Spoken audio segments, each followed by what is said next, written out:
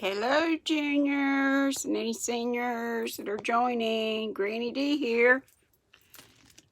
Another chapter of Farmer Boy. Let's see. I should know the name of the chapter because I read it. It's Surprise! Surprise! Surprise! Remember, it was the log that was cut, or the tree that was cut. So let's see what the surprise is about that. Or maybe it's not about that and that's just there. I don't know. We'll see, though. Every day at noon, the wood haulers came down Hardscrabble Hill, and the boys hitched their sleds to the bobsled's runners and rode away down the road. But they went only a little way and came back in time. Only Big Bill Ritchie and his friends didn't care how soon Mr. Corse tried to punish them. One day they were gone until after recess. When they came tramping into the schoolhouse, they all grinned impudently at Mr. Corse. He waited until they were in their seats, and then he stood up pale and he said, "If this occurs again, I shall punish you." He should have done it then. Everybody knew what would happen next day. When Royal and Almanzo reached home that night, they told Father.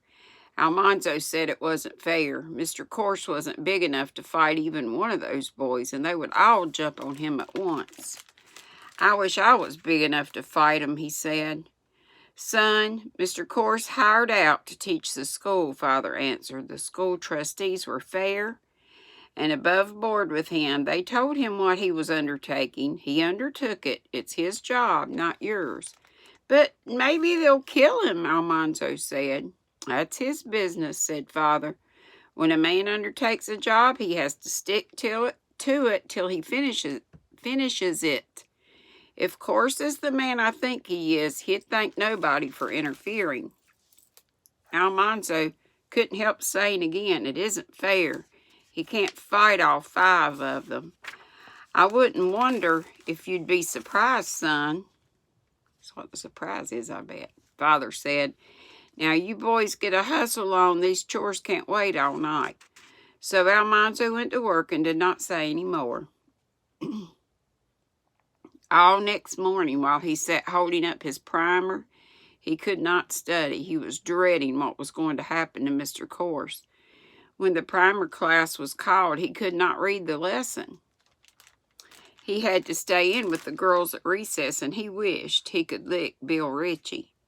At noon he went out to play, and he saw Mr. Ritchie, Bill's father, coming down the hill on his loaded bobsled. All the boys stood where they were and watched Mr. Ritchie. He was a big, rough man with a loud, clear voice and a loud laugh. He was proud of Bill because Bill could thrash school teachers and break up the school. What a terrible parent. Nobody ran to fasten a sled behind Mr. Ritchie's bobsled, but Bill and the other big boys climbed up on his load of wood. They rode, loudly talking, around the bend of the road and out of sight. The other boys did not play any more. They stood and talked about what would happen. When Mr. Corse rapped on the window, they went in soberly and soberly sat down. That afternoon, nobody knew the lessons. Mr. Corse called up class after class, and they lined up with their toes on a crack in the floor. But they could not answer his questions. Mr. Corse did not punish anybody, he said. "We will have the same lesson again tomorrow." Everybody knew that Mr. Corse would not be there tomorrow. One of the little girls began to cry. Then 3 or 4 of them put their heads down on their desk and sobbed.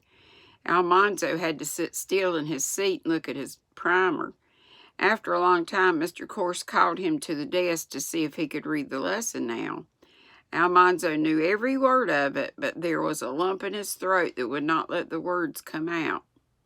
He stood looking at the page while Mr. Corse waited. Then they heard the big boys coming. Mr. Corse stood up and put his thin hand gently on Almanzo's shoulder. He turned him around and said, "Go to your seat, Almanzo."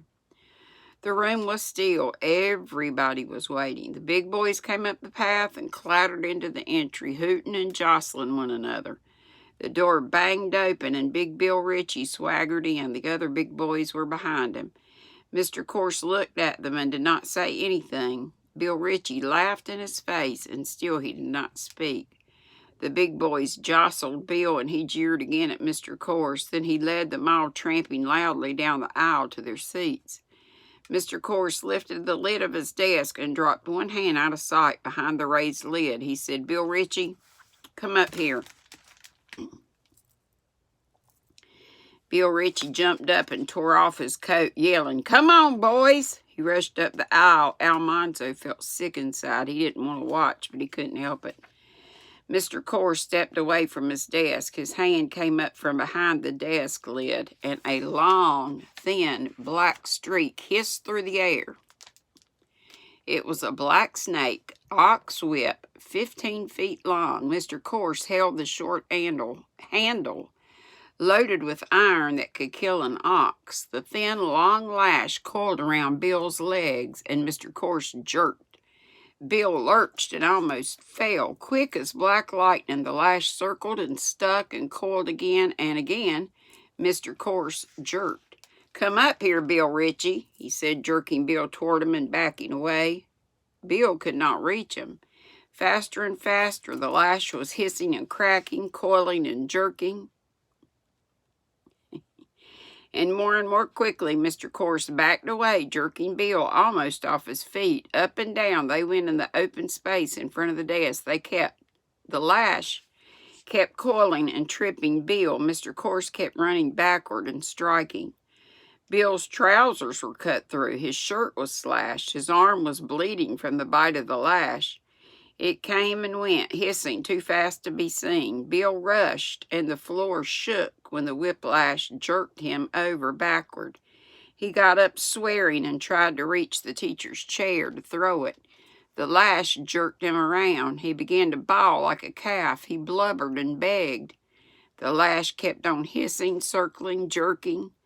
Bit by bit, it jerked Bill to the door. Mr. Corse threw him headlong into the entry and slammed and locked the door. Turning quickly, he said, "Now, John, come on up."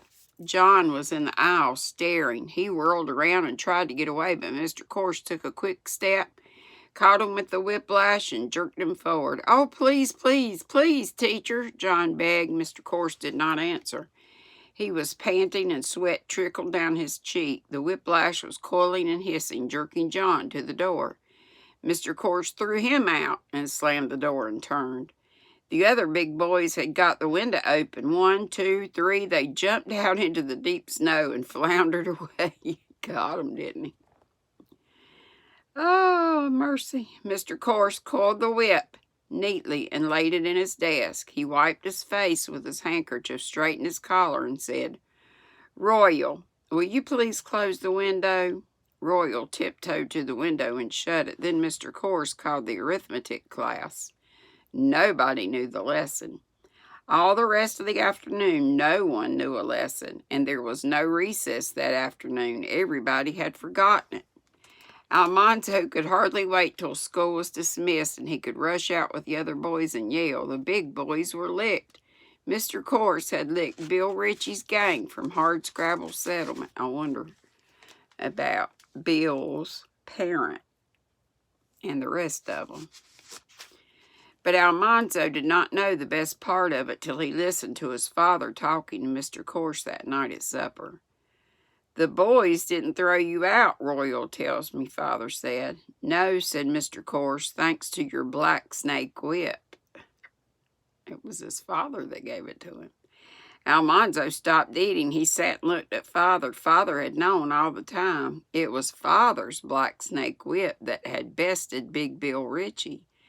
Almanzo was sure that Father was the smartest man in the world as well as the biggest and strongest.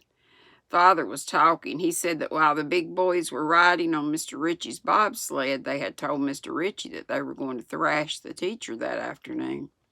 Mr. Ritchie thought it was a good joke. He was so sure that the boys would do it that he told everyone in town that they had done it. And on his way home, he had stopped to tell Father that Bill had thrashed Mr. Course and broken up the school again. Almanzo thought how surprised Mr. Ritchie must have been when he got home and saw Bill. And that's the end, and there they are. That's him getting the first guy, Bill. Not something. Yay, Mr. Course, yay to Pa. And that was a surprise. How about that? And that was the end of the chapter. And the next chapter is called Birthday. So we'll have to see whose birthday it is.